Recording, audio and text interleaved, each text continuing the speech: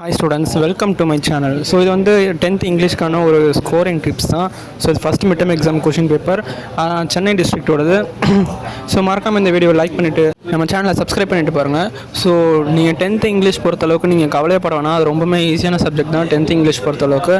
So நீங்கள் ஈஸியாக score பண்ணிடலாம். இது பெருசாக உங்கள் மற்ற கட் ஆஃப்லாம் உங்களுக்கு எதுவுமே அஃபெக்ட் ஆகாது. அந்த 3 சப்ஜெக்ட் தான் நீங்கள் வந்து கோர்ஸ் சூஸ் பண்ணும்போது பார்ப்பாங்க.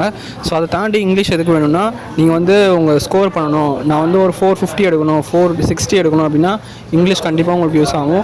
ஏன்னா இங்கிலீஷ் வந்து ஒரு ஸ்கோரிங் சப்ஜெக்ட் தான். ஸோ நீங்கள் பார்க்குறீங்க இந்த 7 1 மார்க்கில் 7 1 மார்க் வந்து மிட் டர்மில் வருது. ஸோ பப்ளிக்கில் வந்து ஸ்ட்ரக்சர் வேறு மாதிரி இருக்கும். ஸோ அதை பொறுத்தளவுக்கு பப்ளிக்கில் உங்களுக்கு ஒரு 5 1 மார்க், 5 இல்லை ஒரு 2 1 மார்க் கண்டிப்பாக புக்கிங் தான் வரும். அதை தாண்டி 3 கொஞ்சம் ட்விஸ்ட் பண்ணி கேட்பாங்க. ஸோ அப்ரிசியேஷன் பொறுத்தளவுக்கு உங்களுக்கே தெரியும், ரொம்பவே ஈஸியான கொஸ்டின், 2 மார்க் தான். நீங்கள் அதெல்லாம் விட்டுறாதீங்க. கிராமர் பொறுத்தளவுக்கு ரொம்பவே எசென்ஷியல் கிராமர்.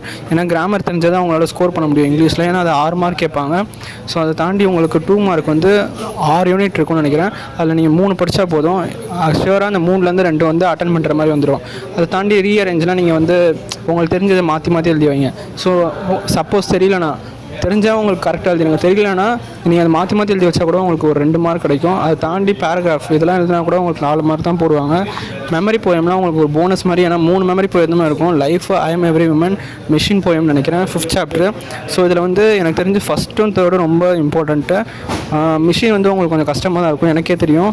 ஸோ மிஷின் பொறுத்தளவுக்கு நீங்கள் அந்த லாஸ்ட் ஒரு ஸ்டான்ஸாக இருக்கும்னு நினைக்கிறேன், அதை மட்டும் நல்லா படிச்சுக்கோங்க. அதான் எனக்கு தெரிஞ்சு கேட்பாங்க.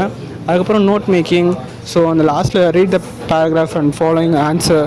ஸோ இதெல்லாம் மறக்காமல் நீங்கள் விட்டுறாதீங்க. ஏன்னா நோட்டீஸ் ரைட்டிங்லாம் வந்துச்சுன்னா மறக்காமல் அதை இல்லாமல் விட்டுறாதீங்க. Notice writing, letter writing, so recipe making, இந்த மாதிரிலாம் வரும். இதெல்லாம் வந்துச்சுன்னா மறக்காமல் இல்லாமல் விட்டுறாதீங்க. இங்கிலீஷ் வந்து உங்களுக்கு ஸ்கோரிங் சொல்லி திரும்பியும் சொல்கிறேன். All the best.